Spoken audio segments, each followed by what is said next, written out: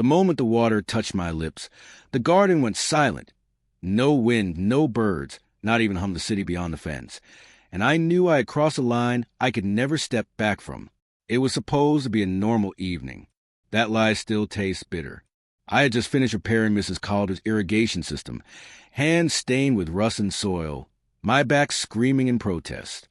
The sun hung low over the neighborhood like a dying ember, painting the rows of identical houses in soft orange. I leaned over, turned the old brass tap, and drank straight from it, the way my father used it when summers meant scraped knees and freedom. The water was colder than it should have been, sharper. It slid down my throat like liquid glass. And then the world blinked, colors deepened. The hedge across the yard fractured into layers of green the first didn't have words for. I heard my own heartbeat echo like it was bouncing off distant walls. I staggered back, gripping the fence, lungs burning. That was when the voice spoke behind me. You have no idea what you just became. I spun around. The yard was empty, but the silence wasn't empty anymore. It was watching me. I laughed, shaky and too loud, blaming dehydration or exhaustion. That was easier than accepting the alternative. I packed my tools, climbed into my truck, and drove home, except the road felt wrong. Every streetlight pulsed like a living thing. I could hear engines from miles away, sense people inside their houses like dim stars behind walls. When I reached my apartment, my phone was buzzing. 12 missed calls, all from unknown numbers. That should have scared me. What scared me more was that I already knew who they were. I didn't sleep that night. I couldn't. Every time I closed my eyes, I saw patterns, spirals of light and equations folding into each other, like the universe was trying to explain itself all at once. Around dawn, I heard again. Your species calls a garden tap, the voice said gently. We call a seal. The air in my bedroom shimmered, peeling back like a curtain. Something stepped through, not walking, not floating, but arriving, tall and angular, its form made of shifting geometry and soft blue light. No face, no eyes, yet I felt its attention like hands on my skin. I should have screamed. Instead, I asked the only question that mattered. What did you do to me? The entity tilted its head. We did nothing. You chose. That was only the beginning. It called itself Ilex 9, a custodian for something buried beneath the city long before humans paved over it. A relic from an advanced civilization that had visited Earth when our ancestors still painted on cave walls.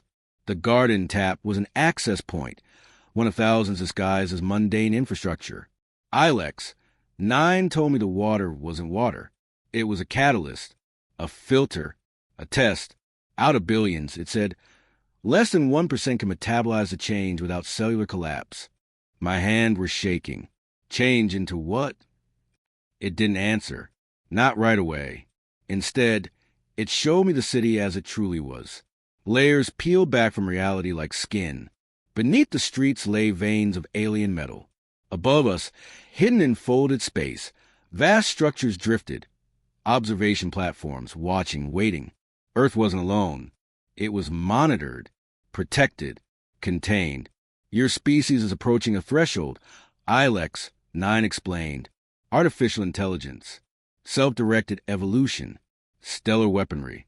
Every civilization reaches this point. And then what? I asked, and then, it said softly, they are judged. That word landed like a verdict. I learned fast after that.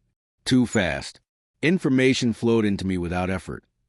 Languages I'd never studied, concepts no human school could teach. I could feel machines thinking, predict system failures before they happened. When I touched metal, it sang to me, revealing stresses and secrets. I was becoming something else. But with every gift came pain.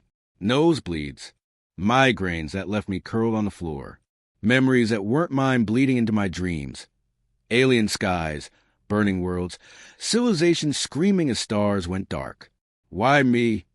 I demanded one night, gripping the edge of my sink as blood dripped into porcelain. Ilex 9's glow dimmed. Because you still knelt to drink from the ground. Your kind has forgotten humility. That should have felt like praise. It felt like a burden. The micro-hooks kept coming. Government drones began circling my building. News reports whispered about unexplained outages, about a man seen walking through a power station before it shut down safely instead of exploding. My face blurred in every camera feed. Someone else knew. Halfway through the second week, Ilex 9 finally told me the truth it had been avoiding. I wasn't being upgraded. I was being prepared. There must be an interface, it said, a bridge between human intuition and post-biological logic. One mind capable of empathy and enforcement. Enforcement? My stomach dropped. Enforcement of what? The judgment. Ilex 9 replied, if humanity fails. That was the turning point. The moment everything tilted. I wasn't the prize. I was the weapon. Rage flared hot and sudden. You don't get to decide if we live or die. We already have, it said, not unkindly. We're giving you a voice in it. I saw then what the catalyst had really done. It hadn't just expanded my mind.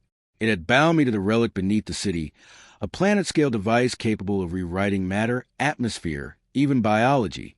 A reset button disguised as a garden. I had access. Partial control. Enough to stop it. Enough to doom us. The emotional low hit hard. I walked the city for days, feeling every life brush against my awareness. Parents, children, lovers, strangers. Flawed. Violent. Beautiful. Human. We weren't ready. I knew that. We hurt our own planet, each other. But we also dreamed. We sacrificed. We loved without logic. Ilex 9 waited, patient as stone. They trusted you, it said at last, the ones who came before us. They believed a species should be judged by its outliers, not its averages.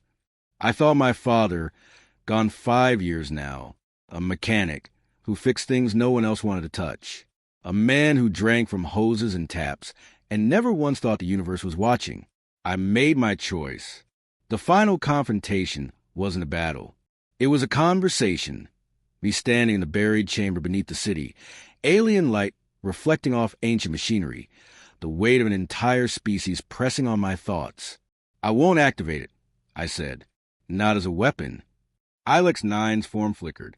Then you condemn yourselves to uncertainty. No, I said, placing my hand on the core. I redefined the test. I rerouted the relic, not to reset Earth, but to open it, to broadcast, to announce humanity to the galaxy not as conquerors or children, but as something raw and unfinished, vulnerable, honest. The energy surged. The city above trembled. For one terrifying moment, I thought I'd killed us all. Then the stars answered. Signals flooded in. Curiosity, caution, hope. Ilex 9 watched silent. You have altered the protocol, it said finally. I smiled through tears. Get used to it. The relic went dormant. The structures in folded space began to withdraw. The judgment postponed. There would be consequences. There always are. I could feel the change settling into me permanently. I would never be fully human again, but I would be something else. A guardian, a bridge, a reminder. Weeks later, I returned to Mrs. Calder's yard. The tap was dry now, just old metal and silence. I rested my hand on it, feeling nothing but cool brass. The voice was gone, or maybe it was finally part of me. I looked up at the sky, at a future suddenly wider and more dangerous than ever, and understood the truth at last. I hadn't just drunk from the garden. I had become its keeper.